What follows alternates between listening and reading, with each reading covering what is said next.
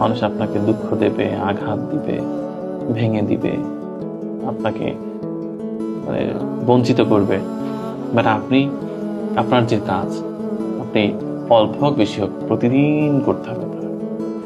আমার শুধু মনে হয়েছে একদিন না একদিন আমি পারবই। এখন সব ছেড়েছি, ঘর ছেড়েছি, বাড়ি ছেড়েছি, সংসার ছেড়েছি, কত কিছু ছাড়লাম, কিন্তু দেখেন আসলে আমি কিন্তু সেই পথে এখনো আছি। জানি না আল্লাহ কতদিন রাখবে, তবে আছি। এই বঞ্চিত হওয়াটা ডেফিনেটলি শক্ত করেছে, এবং যারা বঞ্চিত করেছে, যারা অপমানিত করেছে, যারা ঠকিয়েছে, যারা লাঞ্ছিত করেছে, তাদের প্রতি কৃতজ্ঞ যে তারা যদি এটা না করতো তাহলে হয়তোবা এভাবে ভাবতাম না, জীবনটা সহজ হয়ে যেত। তারা আমাকে এতটা বঞ্চিত করেছে, অপমানিত করেছে বলেই বারবার মনে হয়েছে যে না না না, আমি দেখাতে চাই, করতে চাই, এই চাওয়াটা তৈরি হয়েছে।